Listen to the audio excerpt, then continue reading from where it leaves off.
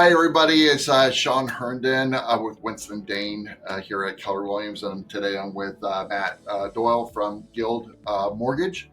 And today we're going to do just a quick case study because one of the biggest questions people have been asking is like, what about interest rates? I want to buy something, I want to make a move, but the interest rates are just holding me back. So today, what we're going to do is just kind of show a little bit of an option for you guys doing different types of buy downs. So what I'm going to ask is Matt to kind of go over a scenario, and hopefully this will answer some of your questions. Awesome. So thank you, Sean. So if you've been sitting there and you're kicking yourself because you didn't buy when rates were at 5% or 6%, or you're sitting on the sidelines until your rate is going to be 5% or 6%, I think right now is actually a really good opportunity because we can get your payment based off a 5% or a 6% interest rate. So this is how we're going to do it. Right here we have our case study. This is based off a home that was sold at listed at $510,000. So one option is to always, offer less. And historically, that's what a lot of people will do. They'll offer less than the list price, thinking they're getting a good deal, and $10,000, $15,000 off your list price, depending on your interest rate, might only be $20 to $40 a month. Not a big deal, not a big difference. The other option is something called a temporary rate buy down. And this is going back to what I was talking about with the 5% or 6% interest rate payments. So the most common buy down option is called a 2-1. For the first year, your payments are going to be based off an interest rate 2% less than the rate that's actually going to show on paper. So for easy conversation, we're going to assume that you bought a home at $510,000, you put 5% down, so your loan amount is going to be $484,500. Also, to keep things simple, we're going to run it with a 7% interest rate for that note rate that you're going to see on paper. Now, full transparency and a quick disclaimer, you do have to qualify for the payment with that 7% rate. So the way the buy down would work is you're going to take the 5% rate and the 6% rate and the 7% rate. The difference in the monthly payment between the 7% and 5% interest rate is $623 a month. The difference between the 7% rate and the 6% rate, $318 a month.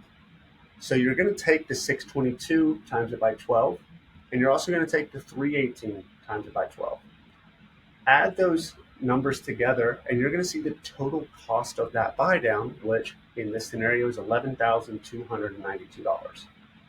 The way this whole scenario works is we put that $11,300 aside into a separate escrow account after closing. For the first year, you're going to make your principal and interest payment based off the 5% rate, saving you $622 a month that we can pull out of that separate escrow account. Now, here's the really good part about this whole scenario. Not only are your monthly payments lower, let's say interest rates drop like we're all hoping they do, and a lot of experts are predicting them to drop. If there's money left over in this buy down or left over in this separate escrow account, I should say, congratulations. You're going to get whatever money is left over back in the form of a check. You do not lose this money. Now, the alternative and more traditional thinking is to buy down the interest rate at closing with points. So if you were to spend $11,000 in points, you might be able to lower your monthly payment. Let's say it's $100 for a random number. But if you refinance a year later, you would have saved $1,200 but spent $11,000 to buy it down. You do not get that money back. The buy down is the best answer and best solution, in my professional opinion, for someone that wants to wait until their payments are based off a 5% or 6% mortgage, because now they can be. So, Sean, what are your thoughts? I tell you, with this type of option, I think this is a phenomenal road to at least take a look at and see if it is an option for you to take that next step. Especially the way the market is right now, definitely feel like we're kind of at that bottom, meaning that Yes, prices are record high still, and it's because we have such low inventory that's keeping those high. But the amount of new listings is just gone down. It's actually in the month of August has actually gotten a little bit better. So that is a really good sign that this is the time to buy because your competition is super, super low. So having this option on the finance side, then also having very low competition against other buyers, actually is creating a wonderful scenario. Much better than it may be next year. Right now, Matt, what are your predictions on interest rates for this year ending to next year? So I'm going to make a quick joke and then I'll answer your question. Here in Charlotte, I'm a Carolina Panthers fan. Now, I've been a Carolina Panthers fan for 30 years. We have a 1 in 8,000 odd of winning the Super Bowl this year. That's a 0.000125% chance of winning the Super Bowl, which isn't very high. Right. We can talk about that on a different video why I think that's the case. But with that same line of thinking, there's an 80% chance whatever interest rate you close at, we're going to do a refinance as probably in 2025 at the latest, because interest rates are predicted to go down. Most economists and market predictions are showing interest rates probably at a high 4% by the end of 2025.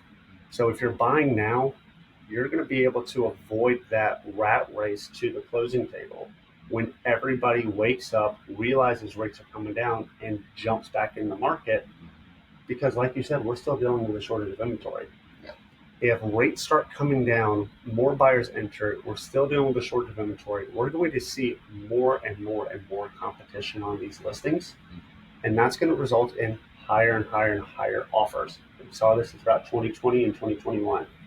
So by doing now, especially with the no-cost refinance, it's frequently every 6 months through Guild Mortgage on primary and secondary homes, additional requirements for legality purposes, but call me if you have any questions.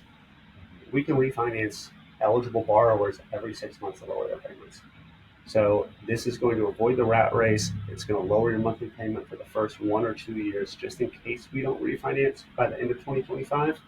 But if that's the case and you don't refinance by the end of 2025, you're going to be really glad you bought now before rates got higher. Yep. Rates got higher, or also prices are going to keep going up. Correct. So, this could be one of those periods of times that if you don't do something, you're going to wish you did do something. But again, you could call me, you could call Matt, and we could really look at the scenario to see if this is the right route to go. But with the way things have been moving, and again, I always say it's the only time you know what really is happening, and that's today. So we know how the market is today.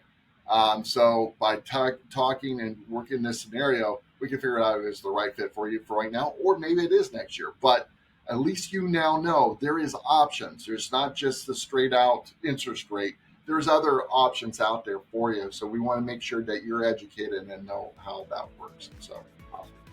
So again, reach out to Matt and myself. We'll have all contact information within the message that you're going to receive. Reach out, let us know. We'll definitely go over it with you. Awesome. Thank you, guys. Thank you. Have a good day.